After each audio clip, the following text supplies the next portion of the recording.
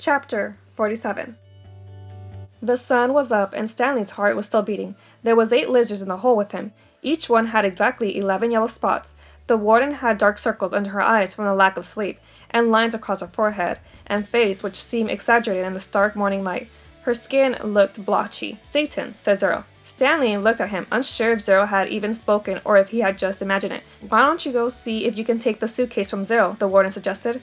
"Yeah, right," said Mr. Sir. "The lizards obviously aren't hungry," said the warden. "Then you go and get the suitcase," said Mr. Sir. They waited.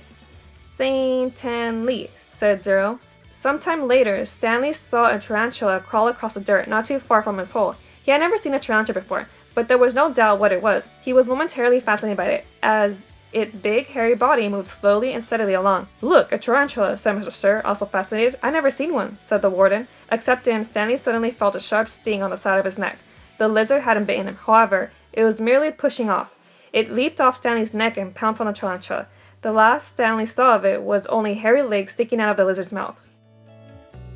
"Not hungry, huh?" said Mr. Sir. Stanley tried to return to the snow, but it was harder to get there when the sun was up.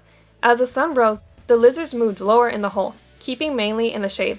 They were no longer on his head and shoulders, but had moved down to his stomach, legs, and feet. He couldn't see any lizards on Zero, but believed there were 2 between Zero's knees, shaded from the sun by the suitcase. "How are you doing?" Stanley asked quietly. He didn't whisper, but his voice was dry and raspy. "My legs are numb," said Zero. "I'm going to try to climb out of the hole," Stanley said. As he tried to pull himself up, using just his arms, he felt a claw dig into his ankle. He gently eased himself back down. "Is your last name your first name backwards?" Zero asked. Stanley stared at him in amazement. Had he been working on that all night? He heard the sound of the approaching cars. Mr. Sir and the warden heard it as well. "You think it's them?" asked the warden. "Eating Girl Scouts selling cookies," said Mr. Sir. He heard the cars come to a stop and the doors open and shut. A little while later, he saw Mr. Bradinsky and 2 strangers coming across the lake. One was a tall man in a business suit and a cowboy hat. The other was a short woman holding a briefcase. The woman had to take 3 steps for every 2 taken by the man. "Stanley yelled," she called, moving out ahead of the others. "I suggest you don't come any closer," said Mr. Sir. "You can't stop me," she snapped, then took a second glance at him, wearing pajama pants and nothing else. "We'll get you out of there, Stanley," she said. "Don't you worry." She appeared to be Hispanic, with straight black hair and dark eyes. She spoke with a little bit of a Mexican accent, trilling her R's. "What in tarnation?" the tall man explained as he came up beside her. She turned on him. "I'm telling you right now, if any harm comes to him, we'll all be filing charges, not only against Miss Walker and Camp Green Lake, but the entire state of Texas as well. Child abuse, false imprisonment, torture." The man was more than a head taller than her, and was able to look directly over her as he spoke to the warden. "How long have they been in there?" "All night, as you can see by the way we're dressed. They snuck into my cabin while I was asleep and stole my suitcase. I chased after them, and they ran out here, and fell into the lizard's nest. I don't know what they were thinking." "That's not true," Stanley said.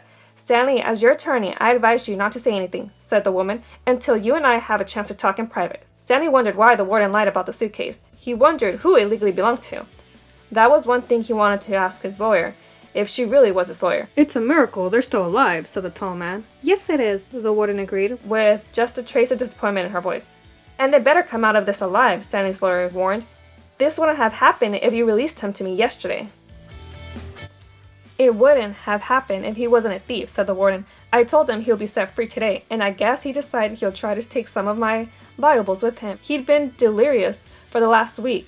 "Why didn't you release him when she came to you yesterday?" the tall man asked. "She didn't have proper authorization," said the warden. "I had a court order." "It was not authorized," the warden said. "Authorized? It was signed by the judge who sentenced him."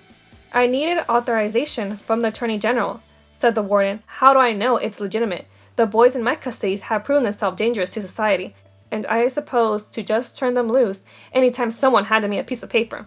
"Yes," said the woman, "if it's a court order." "Stanley has been hospitalized for the last few days," the warden explained. "He's been suffering from hallucination and delirium, ranting and raving. He was in no condition to leave.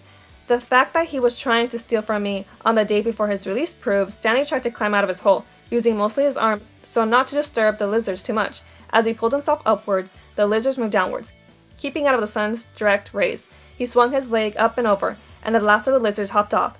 "Thank God," explained the warden. She started towards him, then stopped.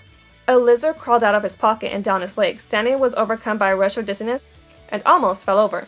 He steadied himself. then reached down, took a hold of Zero's arm, and helped him slowly to his feet. Zero still held the suitcase.